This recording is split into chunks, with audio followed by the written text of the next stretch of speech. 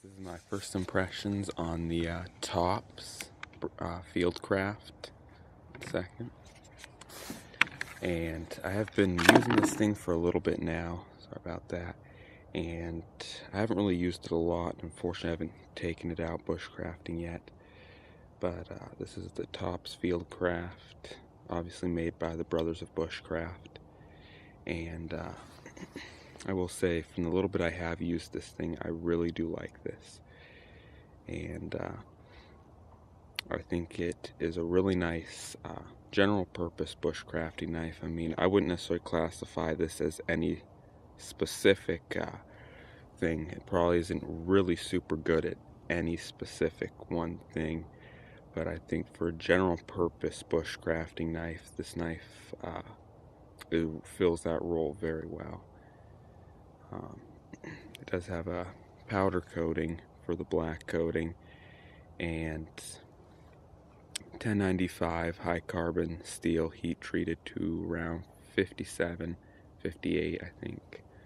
And this is the tan micarta, which this is the first, they've made a lot of other handle options, so this was the first available handle option and is the original handle option, I should say. I like the canvas micarta the most. There is another version of the canvas micarta that is black and gray, and there's two different G10 models. They all, I'm pretty sure, have red liners, if it'll focus. Not sure if it wants to focus. Yeah, it doesn't want to focus right now. Anyways, the red liners are on the inside, obviously. Other than that, I really like the handle. The Shango notch is, in my opinion, a pretty worthless feature, because to use it you really have to gash your ferrocenium rod, which I'm against gashing my ferrocenium rod. But I just use the sharpened spine up here at the grind. It is sharpened enough to strike a ferro rod really well. So I would highly recommend you use that area. And let's see if I can get some focus. That area right there. Once again, the camera's having a bit of focus issues right now. Not sure why, but anyways, this knife is a little pricey, I think. I got it for about $120, so obviously US. But I do think it is worth it. I wouldn't say it's really overpriced for what you're getting, because it is 100% made in the US by TOPS. And you're getting some really nice bushcrafting features, such as these for chest lever cutting. You're getting both side bow drill divots for bearing blocks, and some people use this as a bullet puller, which I'm strongly against pulling bullets. But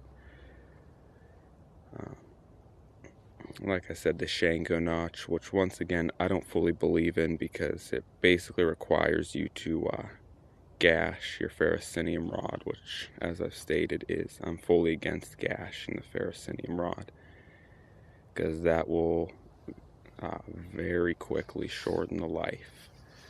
Other than that, or of your ferro rod.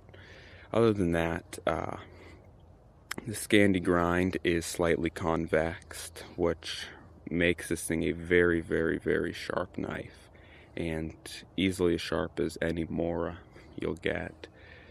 And that's a pretty impressive thing, if you ask me, because this is a 3/16 inch piece of steel here, which are very hard to get this sharp of an edge, especially out of a Scandinavian grind. Are very hard to get this sharp of an edge.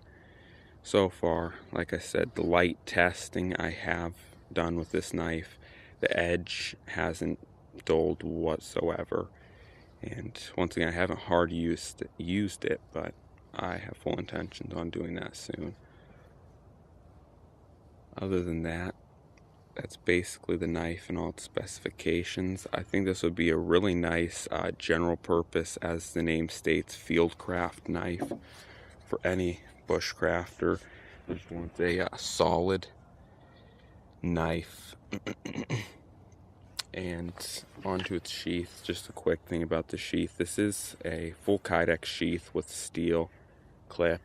I've been running it scout style on the opposite side, or non-dominant side, and have been really enjoying it.